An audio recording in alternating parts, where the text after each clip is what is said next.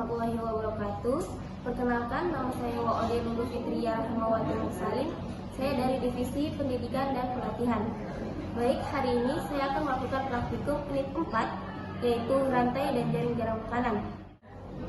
Adapun tujuannya, yang pertama, menentukan kedudukan suatu jenis makhluk hidup terhadap rantai makanan.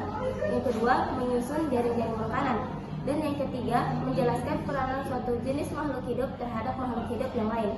Sebelum kita melakukan langkah kerja, terlebih dahulu kita harus mengetahui apa itu rantai makanan dan jaring-jaring makanan. Rantai makanan adalah hubungan saling ketergantungan antar makhluk hidup berupa makan dan dimakan.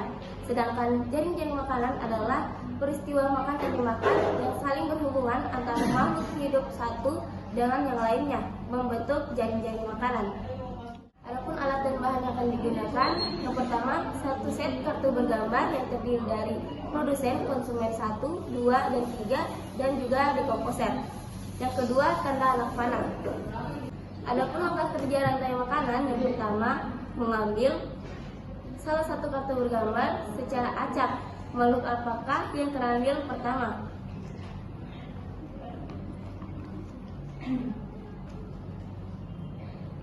Makhluk yang terambil pertama adalah padi sebagai produsen yang dapat memproduksi makanannya sendiri. Yang kedua, mencari makhluk yang dimakan atau yang memakan pada makhluk yang terambil pertama.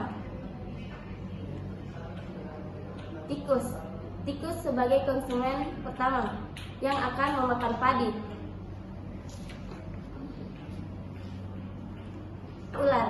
Ular sebagai konsumen kedua yang akan memakan tikus. Elang sebagai konsumen ketiga yang akan memakan ular.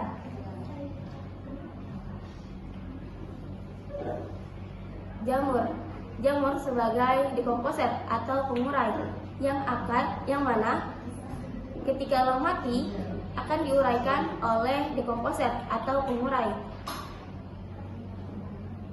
Yang ketiga, menggunakan tanda anak panah untuk menghubungkan kartu satu dengan kartu yang lain.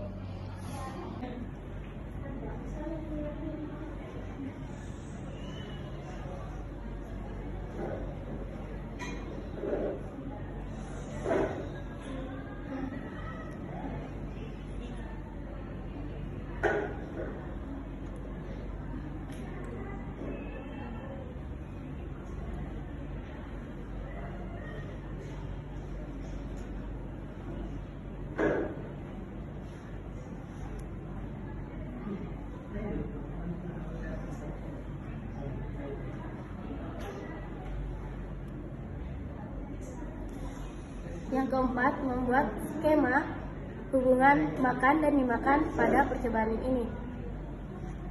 Padi sebagai produsen yang akan dimakan oleh tikus sebagai konsumen 1, dan ular sebagai konsumen 2 yang akan memakan tikus sebagai konsumen pertama, dan elang sebagai konsumen 3 yang akan memakan ular sebagai konsumen kedua. Dan pengurai, ketika elang mati akan diuraikan oleh pengurai atau dekomposer, yang mana akan berdampak pada kesuburan tanah sehingga produsen atau konsumen dapat kembali memproduksi makanannya sendiri. Selanjutnya, langkah kerja jaring-jaring makanan. Yang pertama, gunakan rantai makanan yang telah dibuat. Kemudian, memasang tanda anak panah sejauh ada hubungan makan dan dimakan.